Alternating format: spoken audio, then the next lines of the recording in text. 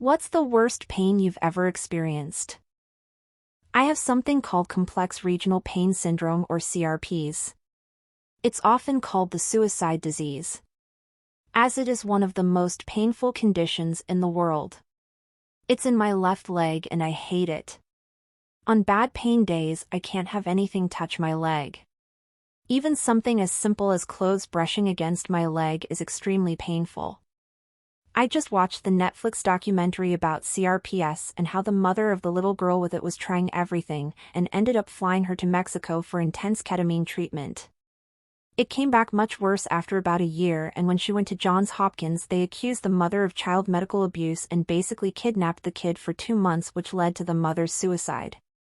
They already had a CRPS diagnosis and sent the kid to a third-party expert who also diagnosed her with it. Then they discovered the social worker who took the child into state custody had a record of basically just kidnapping kids on a whim under the guise of medical child abuse. CRPS sounds like a truly miserable condition.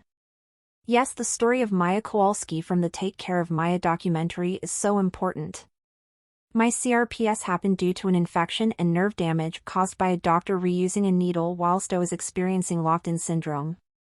The way people like myself and Maya are treated when it comes to our pain is really quite scary. We are told there is no way our pain can be that bad, it's anxiety or depression, hell, it's your period. It is horrible having to advocate for ourselves when it comes to basic care. I'm currently trying to get an appointment with gastroenterology. It's taken me 11 months to get a referral to the hospital. I have finally been upgraded to urgent, even then I have 2 more months before I get an appointment letter.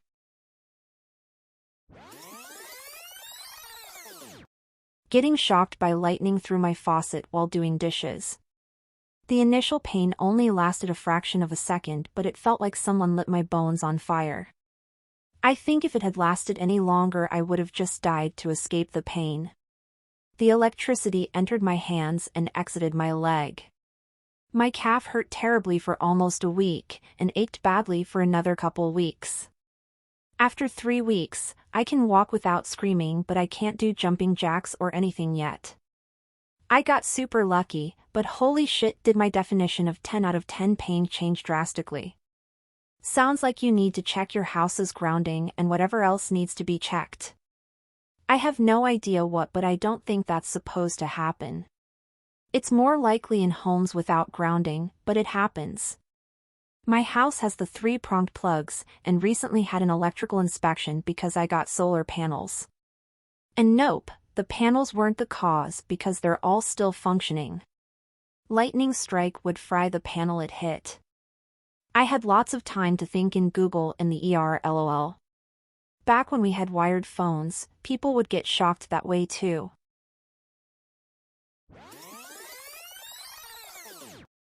Appendicitis. At first it felt like I had fart cramps, and by the end it felt like a spear was through my abdomen. In a sitting position I couldn't get up by myself, and I couldn't lift my right leg more than like 3 inches off the ground. My nephew had this. Told his mother he thought his stomach exploded. Though he was just faking it to get out of school. A couple days later she took him to the Minute Clinic. They took one look at him and sent him to the ER. It had already ruptured. Did she feel bad about not noticing her child's organ had just tried to kill him? Yeah, she felt bad about it. Still pretty shitty moment though. Some kids really do dislike school so much that they will magically be sick all the time to get out of it. Don't make a habit of pretending to be sick, people.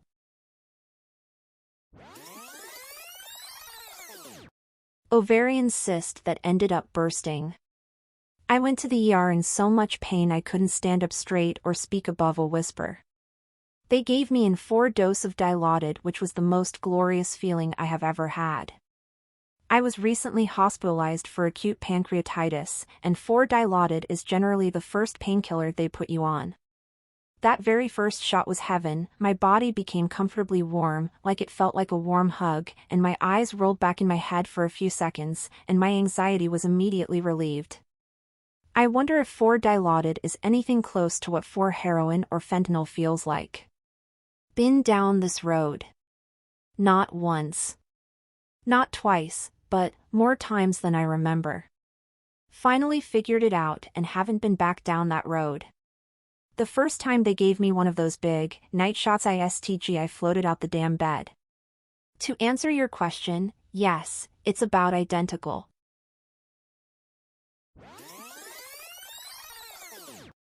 Physical, abscess tooth. Mental, my little brother dying. Tooth pain is amazingly bad for how small a thing it is.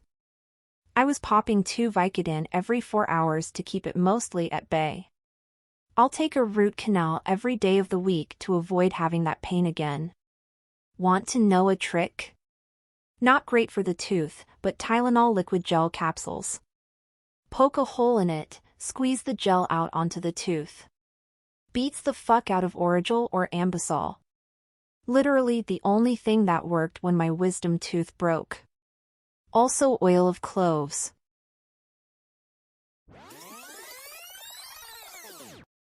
Having my nail bed scraped to clean it after gauze was removed. The nail was removed in surgery. It was pretty much sandpaper on an open wound.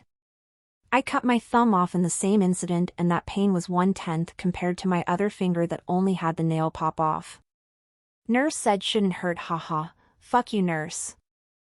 I cut the tip of my finger almost all the way off. Drove myself to the doctor while keeping my whole arm wrapped to try to stop the bleeding. When I get there they start doing their thing and I'm doing okay. Then they said they can stitch it splint it since it was partially attached. They said they'll give me a lidocaine shot to help with the pain. I'm preparing myself for a shot at like the base of my finger. No, they went in through the cut, over and over and over. I tell everyone that I'd cut the whole thing off myself before dealing with that again. Lost the tip of a finger in an industrial accident. To avoid amputation a procedure was done, while conscious, where my finger was stitched to my palm for a skin graft. The pain felt like I was holding a burning ember. The painkillers didn't make the pain go away either. I just didn't care about the pain. After a month, the graft was a success, but then that finger joint was frozen.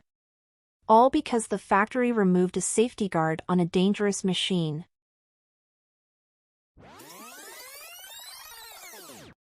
Passing kidney stones. The feeling of jagged rocks slowly working their ways through one's ureter from the kidney to the bladder is not a pain I would wish on anyone in the entire world. I didn't know pain like that existed. Yeah, people think the worst of it is pissing it out. But the real hell is when it's making its way from the kidneys to the bladder. It's one of the top 3 most painful experiences I've ever had. The other 2 being severe back spasms and a biopsy of a lymph node in my neck. All 3 are horrible in their own unique ways. Pissing it out was negligible pain in my case. In fact, by the time I had surgery scheduled to have it removed, I had already passed it without even knowing it. The surgeons told me after the whole damn operation was over there was simply no kidney stone to remove.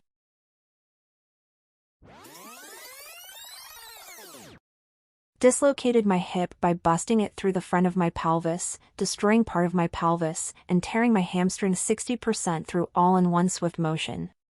You should be required in threads like these to state how the fuck this happened, lol, how annoying. I completely agree. Yeah, no shit, man. I can only assume, but it sounds exactly like my buddy crashing a motorbike into a Chevy.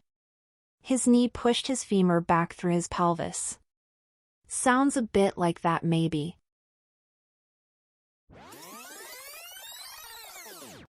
Trigeminal neuralgia.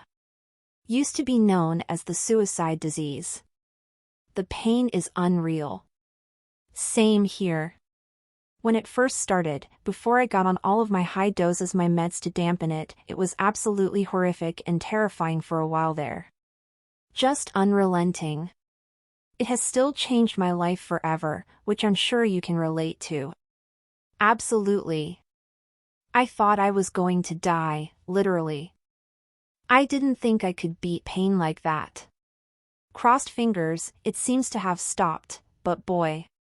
I'm still super paranoid about hairdressers. My hair is a mess, but no chance, drafts, brushing my teeth, etc. I love and fear of it returning to its unchecked heights. I don't think I could do it again.